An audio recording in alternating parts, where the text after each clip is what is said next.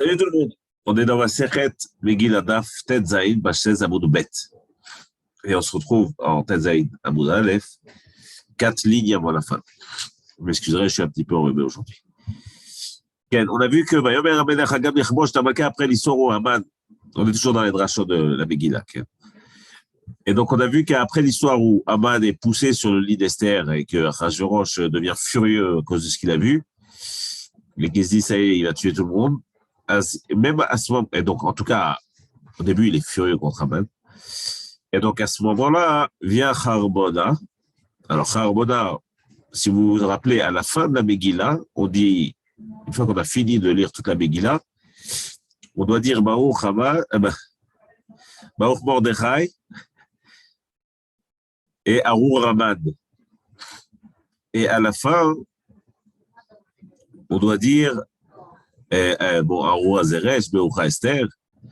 Et à la fin, on doit dire Gam Charbona Zachor Letov. Alors, c'est qui sur Charbona? Lui aussi, c'est un rachat en vrai.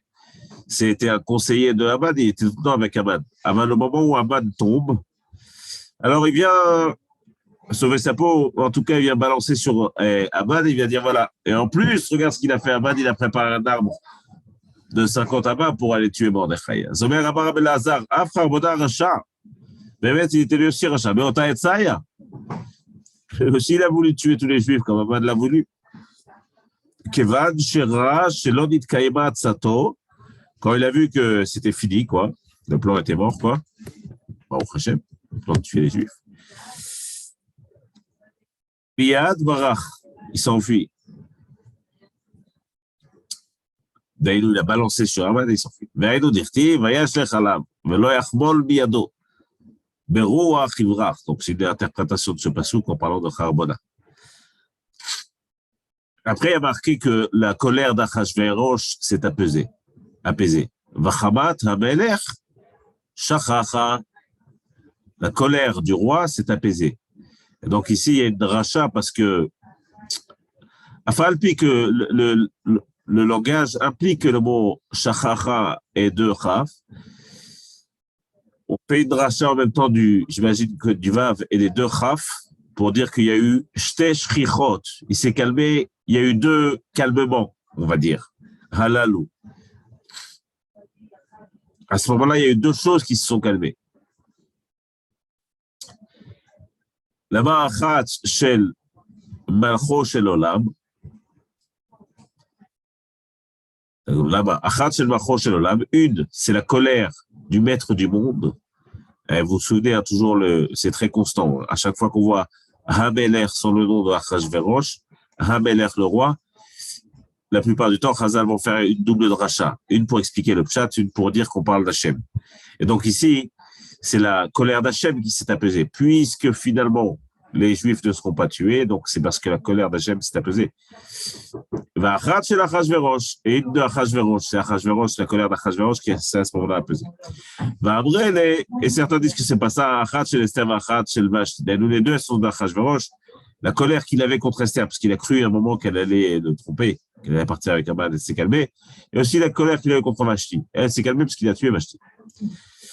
Tov, la Gemara fait une petite pause ici pour arrêter de parler quelques lignes, et on va comprendre pourquoi après, de la Megillah, et pour parler de Yosef Hatzadik et de ses frères. Quand Yosef se sépare de ses frères,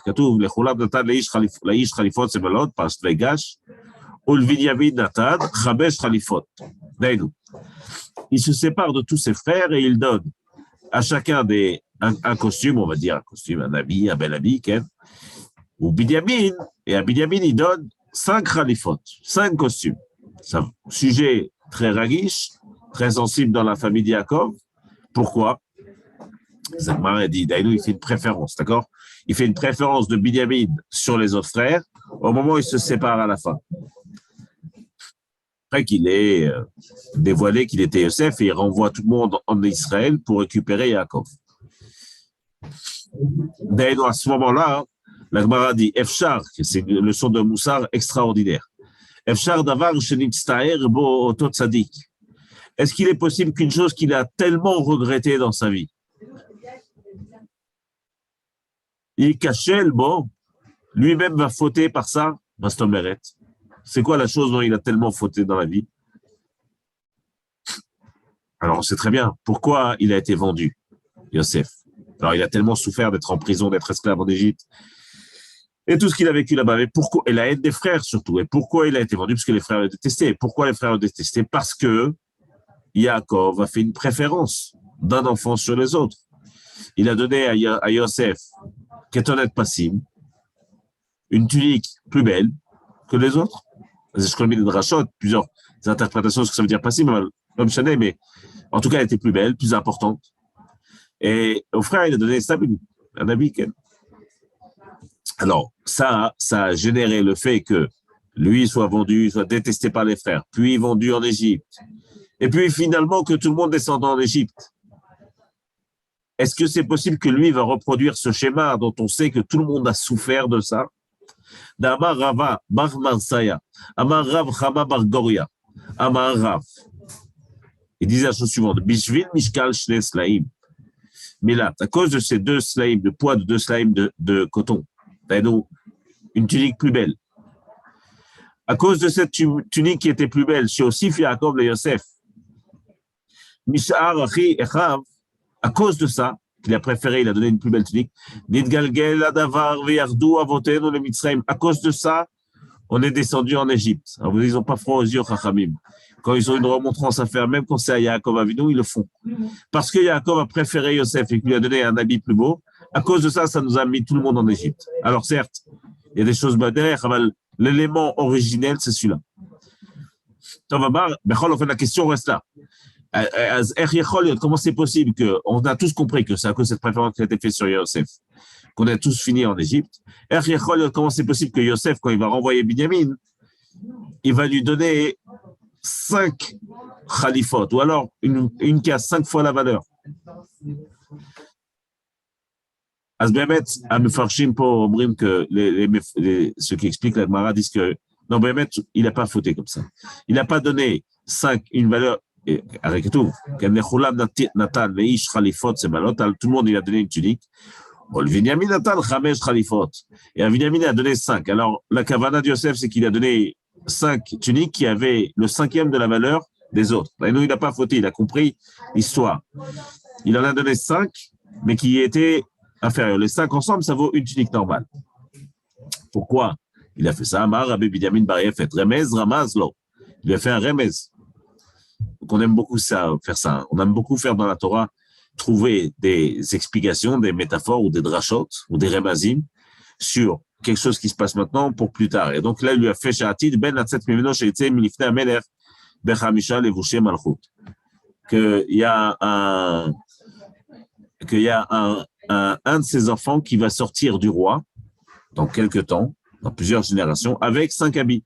Alors, de la même manière que Binyamin sort du roi, qui est Yosef, avec 5 habits, ainsi, dans la descendance de Binyamin, on trouvera Mordechai, qui vient de Shevet Binyamin, et qui sortira avec 5 habits au moment de la gloire, comme c'est marqué. Ou Mordechai yatsa milifnei hamelech, belvush malchut, techelet vachur, va'ateret zahav, ken, gedola vetachir, buz vargaman. 5 habits.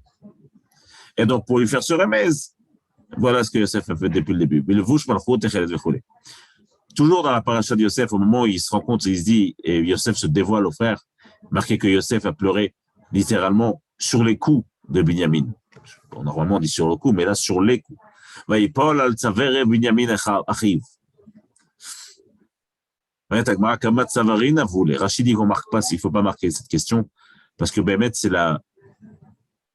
comme ça dit aussi le Rabbi Einstein, que c'est la manière de la Torah d'écrire, parfois un mot au pluriel. Alors, il y a une dracha dessus. Il avait combien de coups? Les Binyamin. Il a un seul coup. Mastomet, il a pleuré sur ces 2 coups.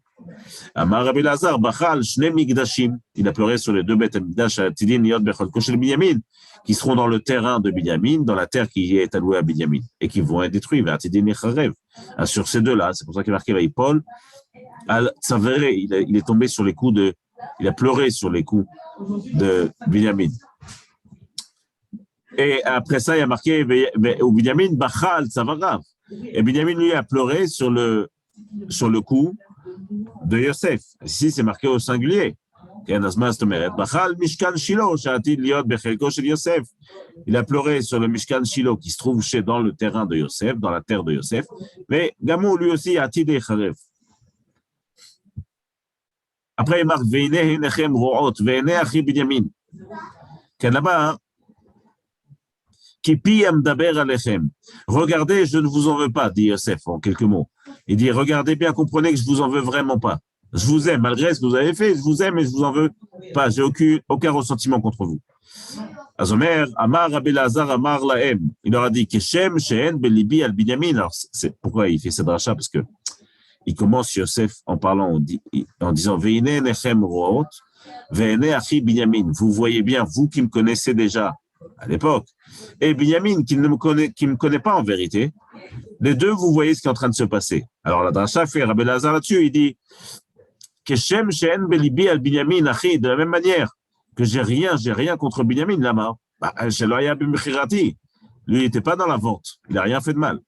De la même manière, j'ai rien contre vous. J'ai pas envie de me venger, j'ai aucun mauvais ressentiment. Ahmet, et ça c'est la catastrophe du Sefer Bereshit entier, qui se termine, on peut dire malheureusement sur un échec terrible, c'est que les frères ne le croient pas. Et ils sont convaincus qu'effectivement Yosef veut se venger. Bon, c'est le problème de la Achva, le problème qui est entre les frères, qui est le problème récurrent dans tous ces Sefer Bereshit. Alors, en tout cas, Yosef exprime ça de manière très claire, il n'en veut pas, il a tout pardonné.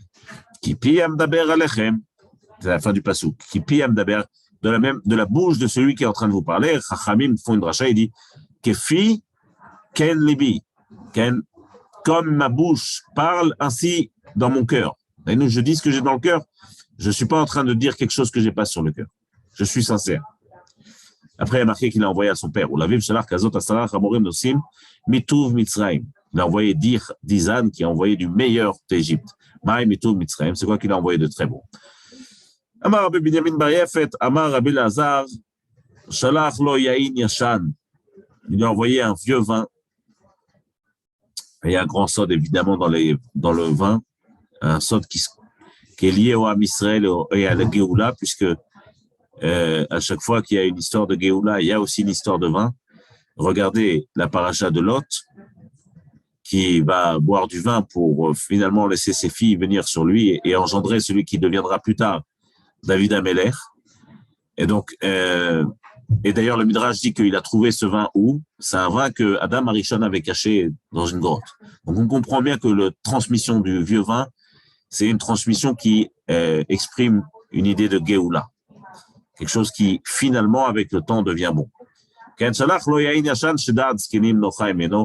Les personnes âgées, c'est bien, chachamim, pardon. Les personnes âgées, skenim, c'est chachamim.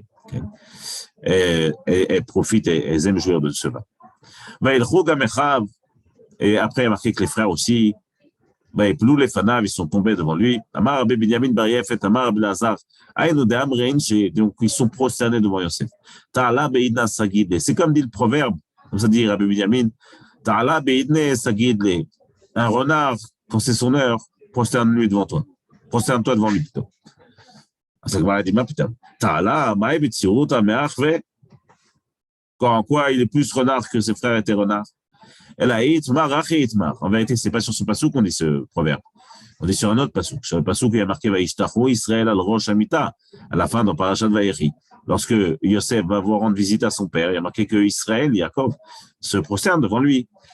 Là-dessus, Bémet, Amar Rabbi Binyamin bar Yefet, Amar Rabbi Lazar, Ta'ala Be'etne Sagil, et comme en ce moment, le renard, celui qui est rusé, pas forcément dans le mauvais sens, c'est Yosef, c'est son heure de gloire, alors tu peux le prosterner devant lui.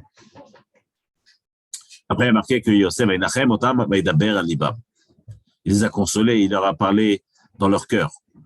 Amar Rabbi Binyamin bar Yefet, Amar Rabbi Lazar, Melamed, Shamar Lahem Dvarim Shemit Kablim Alalek. Il leur a parlé des choses que le cœur peut entendre. Il leur a dit une belle dracha d'ailleurs, je vous invite à vous rappeler.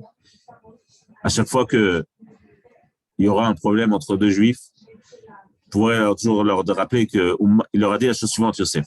Uma asara nerot, de la même manière que 10 flammes. Lo yachlu lichbot ner echad. Ils n'ont pas pu éteindre une flamme. Mettre une flamme, elle n'éteint pas une flamme. et 10 flammes non plus. Et comme le nerf, c'est la neshama de Yehudi, il dit, une seule bougie. Donc, de la même manière que les 10 frères n'ont pas pu éteindre moi, Yosef, qui est un nerf, une flamme, alors une flamme, moi, est-ce que je vais pouvoir éteindre vous 10? Badaï Shelo. Bien sûr que non. Donc, on retourne maintenant sur la Megillah. Il y a marqué à la fin de la Megillah, quand tout le monde est content et qu'on décide qu'il faut faire la fête, il y a marqué là, Yehudi Ma'ita Ora Vesimcha, mais ça sonne Vikar. C'est un passouk très très important. Il y a beaucoup de halachot qui sortent de ça, mais on va faire quelques petites drachot. Là, Yehudi Ma'ita Ora Vesimcha, mais ça sonne Vikar. Amar Aviuda Amar. Amar Aviuda. Ora, donc, Ora Vesimcha, mais ça sonne Vikar. Ora c'est Torah. Ken, Ora, c'est la Torah. C'est ce qui fait que le peuple juif continue de brûler, à Kavana, brûler dans le bon sens, d'illuminer et d'éclairer le monde sur terre. Ils ont retrouvé cette sensation. Omer, de la même manière qu'on dit, qui ner mitzvah ve Torah or.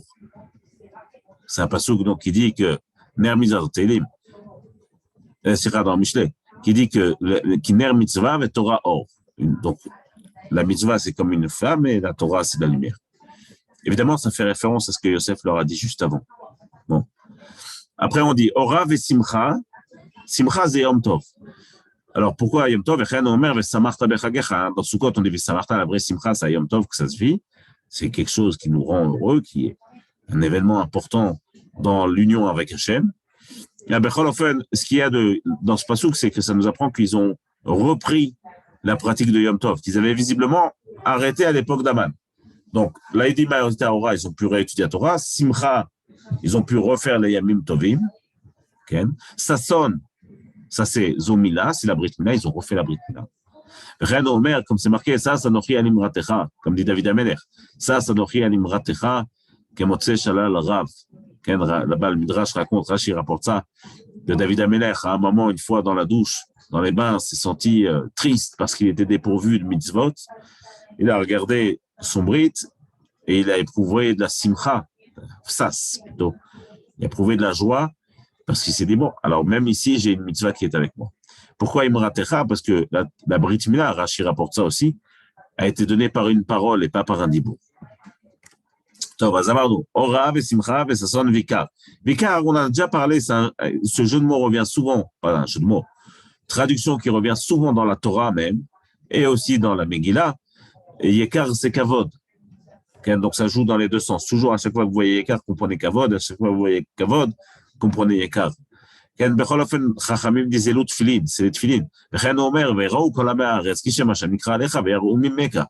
Et les peuples du monde verront le nom d'Hachem sur toi, et ils te craindront. C'est quoi le nom d'Hachem sur toi? C'est les tfilin. Eliezer, pendant Gadol, dit, c'est spécifiquement les tfilin de la tête, okay, qui sont eux visibles en haut de la chorma, en haut de notre tête, et donc qui inspirent la crainte et le respect des autres peuples. Donc, Achav, on parle dans les 10 Bnei Aman, les Aseret Bnei Aman, qui sont à la fin de la Megillah pendus. Alors, on cite leur nom, et une halakha que chaque Baal Koré connaît bien évidemment, peut-être par Shandata, peut-être Dalphon, peut-être Vasista, une des halakhot, c'est qu'il faut lire ce texte d'une seule respiration. Alors, s'il a respiré au milieu, c'est Besséder, on continue, mais les khatri, là, ce qu'il faut faire, c'est le faire d'une seule respiration. On va mettre avec Marvet par Shandata.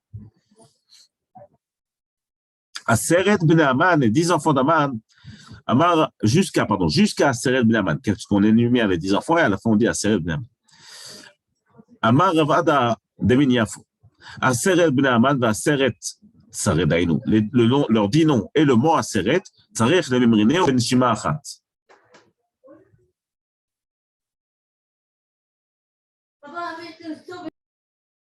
Ken. Donc, les 10 noms vont être par Shandata jusqu'au mot Aseret Bnei Aman, en tout cas jusqu'au mot Aseret pour être plus exact. Va Aseret, Tzarech Lemimrine ou Benishima Achat. Il faut le dire d'une seule respiration. Alacha. Maïtama, pourquoi ça? Kulo be'adeh de nafku nishmatayu. C'est pour Bémet te rappeler et te faire comprendre que les 10 sont morts du même souffle. Et nous, ils sont morts les 10 en même temps. Okay? Donc, pour te dire que les 10 sont morts en même temps, Bémet, on les dit d'une seule respiration. Amar Rabbi Yochanan, vav de vaizata. Okay? Dans les 10 enfants, il y a vaizata. Ici, on est avec Pashandata, avec Dalphon, avec Aspata, avec Parmashta, avec Arisai, avec Aridai, avec vaizata. אז הגמרא dit la chose suivante. Vav, le vav de vaizata, tsarech le mimteche bezkifa. Il faut l'étendre droit. Certains disent qu'il faut le dire droit, d'ailleurs le prolonger en disant vaizata. Et certains disent qu'il faut l'écrire plus droit que les autres, soit plus haut, soit un peu plus droit que les autres. Lama bemet. Vaizata ken. Lama bemet. Parce que איפה זה? סליחה. כן, בסקיפה. כמורדיה דלברות. Nous, comme le morceau de bois qu'on met devant, j'ai oublié comment on appelle ça en français, devant un bateau sur les fleuves, comme ça pour élaguer, pour que les arbres ne viennent pas déranger l'avancée du bateau. Nous, comme un pic, comme ça, un pieu comme. Maïta, ma bête, pourquoi? Koulehu bechad skifa isdakifu. Alors, c'est pas naïm. Aval, ils ont été empalés debout, les 10, l'un sur l'autre. Et donc, en forme de vav. Et c'est la raison pour laquelle on allonge le vav. Amar Rabbi Hanina bar Papa. Darash Rabbi Shila ish kfar tamrata. Alors, c'est un grand sod ici qui est dit, qui en plus d'être un grand sod dont je ne connais pas la profondeur, bien évidemment, mais en tout cas, dans la métaphore, on la comprend, elle est très importante. Il dit la chose suivante. Kol hashirot, kulan, nirtevu, Ariach al-Gabe Levana. Toutes les shirotes, à chaque fois qu'il y a dans la Torah une shira, il faut l'écrire Ariach. Ariach, c'est la partie où on écrit. Al-Gabe Levana, sur une partie blanche. Velevana, et une partie blanche, Al-Gabe Ariach, sur une partie écrite. D'ailleurs, si vous connaissez un petit peu Kriyat Yamsouf, qu'il y a dans la paracha, vous voyez ici, alors, comme ça, dans un Sefer Torah, il faut écrire. Azir Moshe, vous voyez, Ashir al Hashem ki gao ga'a. En dessous de lui, c'est du blanc. À côté, blanc. À côté, blanc. Et les mots en dessous des mots. Et au-dessus des mots, il n'y a rien. Sous verochovo rama vayam vechoule vechoule. C'est comme si que les paroles flottent. Okay? Et qu'elles n'ont pas besoin d'être soutenues. Elles flottent parce que c'est une louange qu'on fait à Hashem. Azagmara dit la chose suivante. Ça, c'est comme ça vrai pour toutes les shiras, parce que la shira, c'est le degré le plus haut qu'il y a dans la lecture de la Torah, pas la shira Kriyat Yamsouf. Le fait de faire une shira, le fait de louanger Hachem dans une shira. Ce que dit ici Rav Shila, c'est Chutz mi shira zo ou malchei Knaan. À part cette shira, celle où on va énumérer les 10 enfants d'Aman, qui est appelée une shira, ou malchei Knaan, et la paracha dans Sefer Yehoshua, où on va énumérer les 31 malchei Knaan, les 31 rois de Canaan.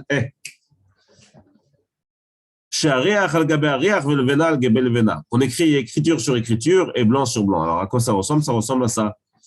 Ça, vous connaissez plutôt celle-là. Ça, c'est dans une Megillah. Il faut écrire comme ça, les Aseret B'Aman. On écrit Ish, Ve'et, Parshandata, Ve'et, Dalphon, Ve'et, Aspata.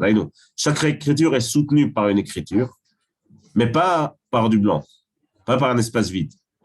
Pareil, dans la Shira des 31 Melachim, dans Sefer Yehoshua, il faut l'écrire de la même manière. Donc, vous voyez, et donc, c'est exactement de la même manière que c'est écrit.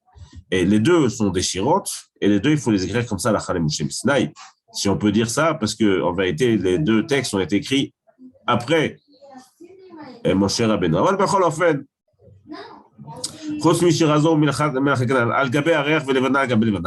Pourquoi Bémet Kacha?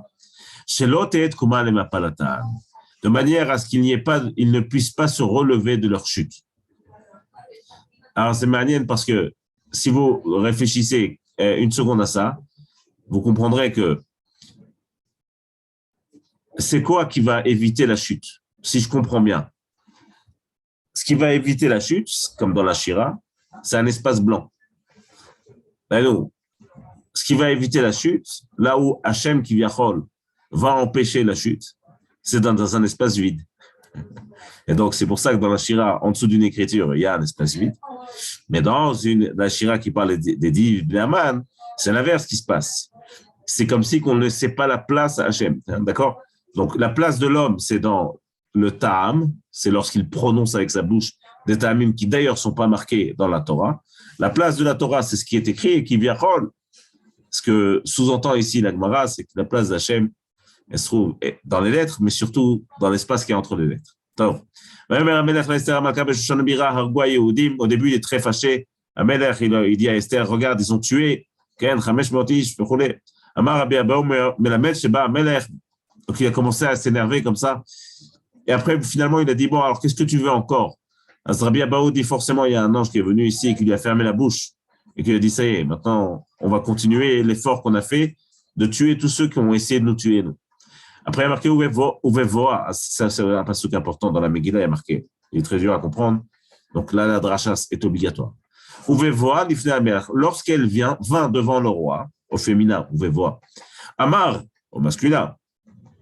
Ima Sefer, Yashou Marshavator, avec ce livre ou avec ce décret, comme vous voulez, on va pouvoir carrer les plans d'Aman, en tout cas, sa xéra. Rolofen, il n'aurait pas dû être marqué au masculin. Ça doit être marqué au féminin. On va voir l'ifna amener Amar, Ima Sefer, Amar, Amra Mibaele. Ça doit être marqué Amra. Azach Echoliot. Amar, Rabbi Yochanan. Amra, alors, il ne faut pas le dire. Yomar Bepe Mashikatouv Basefer. Ce qu'elle est en train de dénoncer maintenant, c'est que elle est en train de dire, on va voir l'ifna amener, elle a dit la chose suivante, quoi? Voilà ce qu'il faut dire. Amar Ima Sefer, il faut donc lire le texte qui est écrit. Amar Ima Sefer Yashou Marshavato. De là, on a appris qu'il faut lire. Il faut lire d'une Megillah qui est écrite. Après, il y a marqué Divrei Shalom Ve'emet. À la fin de ce passouk, il y a marqué, passouk d'après, pardon, Veshar Sfarim El Kol Yehudim, il a envoyé des livres dans les 127 pays. Medina Malchut Achashverosh, Divrei Shalom Ve'emet. Des paroles de paix et de vérité. Azagmara fait une grande rachat sur le mot Emet. Amar Rabbi Tanchum va amrer le Amar Rabbi Assim Melamed shetzricha sirtut kamita shel Torah. Il faut qu'il y ait des lignes. Vous savez, quand on écrit un Sefer Torah, il faut faire des lignes, sinon c'est pas ça. Il faut faire des lignes marquées, pas écrites, mais marquées sur le claf, sur la peau du Sefer Torah, et écrire au-dessus de ces lignes la Torah. Cette ligne-là, c'est le support des lettres qui va être écrit. Ça, dans la Torah, c'est Halacha le Moshe Misinaï. Comme c'est Emet, c'est vrai, et qu'il y a marqué que ce qu'elle a écrit, c'est Emet, j'en déduis donc ce que dit la Gemara, que même dans la Megillah, il faut aussi des sirtutim, ces lignes-là qu'on écrit, sur lesquelles on va écrire le texte. Machma ici que ce support aussi était marque de vérité. Donc, on pourrait réfléchir là-dessus. Becholofen, Amar Benken, Shetzricha Sirtut Kamita Shel Torah. Umamar Esther Kiyam. Et voilà ce qui s'est passé, c'est que la parole d'Esther a été accomplie et reçue et finalement tenue. On est toujours là. Aslagmara dit, Ma'amar Esther, il livrait de ce mot, quoi, non, quoi, ce qu'elle a parlé, ça a aidé, mais le reste, les jeunes, tout ça, ça n'a pas aidé. Ma'amar Yochanan livrait de ce mot, ou Ma'amar Esther qui a, lis pas comme ça, lis le passouk d'avant et continue comme si que le passouk d'après, il n'y avait pas d'interruption entre les deux. Donc, quand on dit le passouk entier, il y a marqué Ma'amar Esther qui a, mais juste avant, ça se termine par Ken Kiemu al Nafsham Bal Zaram livrait de ce mot Veza Katam, vous voyez, c'est le passouk qui est là, c'est le passouk Lamed Aleph, donc le passouk qui est avant le passouk Lamed Bet. Et le passouk Lamed Bet commence par Ma'amar Esther Kiem. Donc, lis le passouk d'avant et continue. Machma que c'est tout qui a aidé. C'est tout qui nous a aidé. Les tfilot, les ta'aniot et l'intervention d'Esther. Ken. Sera. Ken. Et yemei apurim ha'ele. Qui Mordechai Yehudi Mishneh la Melech. La fin de la Megillah est marqué qui Mordechai Yehudi, Mordechai, Mishneh la Melech, le second du roi Achashverosh, Vegadol Yehudim, est grand parmi les Juifs, Veratzoui, et accepté les Rov Echav par la plus grande partie de ses frères. Les Rov Echav, l'Olechol Echav par la plus grande partie de ses frères et pas par tous ses frères, machma que entre-temps, il y en a qui lui ont un petit peu tourné le dos, ou alors qui se sont éloignés de lui. Mais la Med, c'est Pirchou, mais non, Miktsat Sanhedrin, ça veut dire que les gens du Sanhedrin, je rappelle que Mordechai faisait partie du Sanhedrin, certains se sont détournés de lui. On va voir pourquoi. Mar Rav Yosef, Gadol Talmud Torah. Mais pourquoi? C'est ce que dit Rav Yosef. Gadol Talmud Torah yoter mi'atzalat nefashot. Le fait d'être dans la Torah, de vivre la Torah, et de l'étudier et de la faire vivre au travers nous, c'est plus grand que sauver des vies. Alors évidemment, il faut comprendre ça. On sait tous dans la Torah que si Pikuach Nefesh Doré Kolken, le Talmud Torah, le fait de faire vivre la Torah, c'est la valeur ultime. Lama. Le premier passage qu'on va parler de Mordechai dans Ezra, il vient en 4e position. Olvasov, Batar Chamisha. Et à la fin, il vient en 5e position. Mais Karakti Vacher Baou, Im Zerubabel, ils sont venus avec Zerubabel. Yeshua, Nechama, Sarah, Raalia ou Mordechai, Bilshan. Olvasov, Tiv, Habaim, Im Zerubabel, ceux qui sont venus avec Zerubabel. Yeshua, Nechama, Ezra, Ramia, Nachmani, Mordechai, Bilshan. Et donc, la raison pour laquelle Béhémet se sont détournés de lui une partie du Sanhédrin et du Ham Israël, c'est tout simplement parce qu'il était moins dans la Torah et plus dans le gouvernement. Srara, la Gemara n'est pas en train de dire qu'il ne fallait pas faire ça. C'est évident qu'il fallait le faire. Ce que la Torah est en train de dire en revanche, c'est qu'inévitablement, dès qu'on rentre en politique ou dans le gouvernement, ou dès qu'on s'occupe de gérer une partie du peuple, inévitablement, on s'attise quelques haines et à minima, les personnes qui étaient parfois les amis risquent de s'éloigner. Alors, ça ne veut pas dire qu'il fallait le faire, il a eu raison de le faire. Aval, c'est de facto, c'est ce qui se passe. Et on comprend très bien, dès qu'on rentre dans, par exemple, les politiciens, ils ont beaucoup d'amis, mais de moins en moins de vrais amis. C'est pas shoot. Ils sont de moins en moins aimés aussi. Le plus qu'ils sont puissants, ils sont moins aimés. Donc, c'est la raison pour laquelle il est marqué les Rov et Chav, par la plus grande partie de ses frères, et pas par tous ses frères, comme c'était visiblement le cas au début. Amar Rav et Timé Rav Shmuel Bar Marta, Gadol Talmud Torah Yoter mi Binyan Bet Hamikdash. Il y a une imra qui est très forte et ici très spéciale. Il dit que l'étude de la Torah, je dis Talmud Torah, mais par étude, j'entends un concept très large. En tout cas, c'est plus grand que le Bet Hamikdash. Ça, c'est facile à comprendre, parce qu'à quoi nous servirait le Bet Hamikdash sans Talmud Torah? Mais dans les faits, d'où on a la preuve, c'est Kolzman chez Baruch Ben Neria. Tant que Baruch Ben Neria était là, qui était le Gdol Ador, l'élève d'Irmia, qui était un personnage très fort, très important, et un grand Talmid Chacham, c'était celui qui a transmis la Torah dans sa génération à tout le monde. Lo enicho Ezra. Ezra, qui lui va repartir en Israël pour reconstruire le Beth Amikdash, il ne l'a pas laissé. Tant que Baruch Ben Neria était vivant, Ezra est resté avec lui à Bavel, en Babylonie. Il n'est pas venu en Israël et il n'a pas reconstruit le Beth Amikdash. Ve'ala. Et après, Béhémet, une fois que Baruch Ben Neria est mort, alors à ce moment-là, effectivement, Ezra a quitté Bavel, il est retourné en Israël et ils ont commencé, malheureusement avec très peu de monde, à reconstruire le deuxième Beth Amikdash. Adgan Masechet Megillah Daf Tet Zayin, page 16, Amud Bet. Chizku ve'imtsu